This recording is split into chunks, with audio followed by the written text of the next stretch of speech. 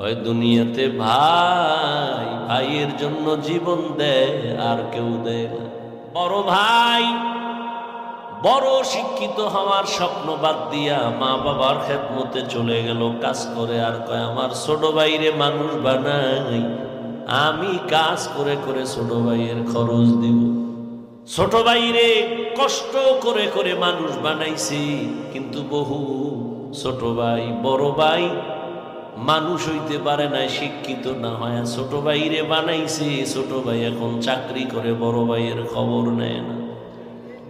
নাই ঈদের সময় এখন বিয়ে কইরা কত আনন্দ, চাকরি করে টাকার অভাব নাই। একই জায়গার এক পার্শ্বে বড় ভাইয়ের ছোট একটা ভাঙা ঘর, বড় ভাইয়ের ভাঙা ঘর আর ছোট ভাইয়ের ঘরটা ছাদ দেওয়া বিল্ডিং। ঈদের বাজার লইয়া যখন গোপনে ঘরে আইয়া স্ত্রীরে কয় জামা কাপড় গুলো সন্তানের দাও, তুমি নাও।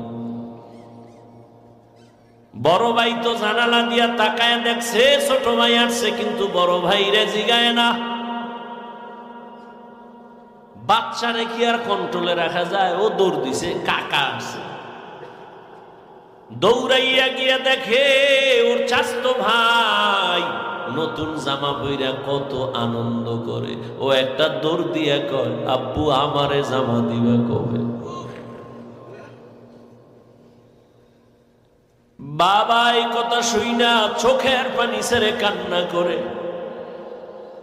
আর বুকে জড়ায় কয় বাবা কাঁদিস না, আল্লাহ যেদিন তৌফিক দিবে সেদিন তোরে জামা কাপড় দিব।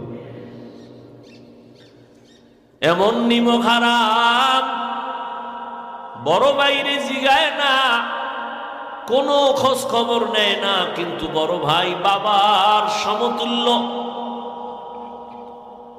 এত দূরে দূরে রাখে বড় ভাইরে ছোট ভাই। হঠাৎ করে রাতে 3টায় টেলিফোন আসছে, কে তুমি? বলে ভাইয়া আমি তোমার ছোট ভাই। এই রাত্রে কেন ফোন? আমারে চৌরাস্তায় একদল গুন্ডারা আমারে ধরছে। বড় ভাই কাঁচা ঘুমের মধ্যে একটা লাফ দিয়ে দৌড় দিছে, আয় দাঁড়া আমি আসতেছি। বড় ভাই কষ্টের কথা মনে রাখে না, একটা দৌড় দিয়া সামনে গিয়া এভাবে হাত বের করে বুকটা দিয়া কয় যত মার মারতে চাও আমারে মার, আমার ছোট ভাইয়ের গায়ে হাত দিবি না। কারণ ওর প্রস্রাব আমি গায়ে লাগাইছি, ওর প্রস্রাব আমি গায়ে লাগাই ওরে বড় বানাইছি, না খাইয়া ওরে খাওয়াইছি। আমারে মার, ওরে মারবি না। তাহলে ভাই ভাইয়ের জন্য কতটা আপন আল্লাহ বুঝায় দেয়। কিয়ামতের দিন এত কলিজার আপন ভাইটাও কোনো পরিচয় দিবে না, পালাতে থাকবে। তাহলে মা বাবা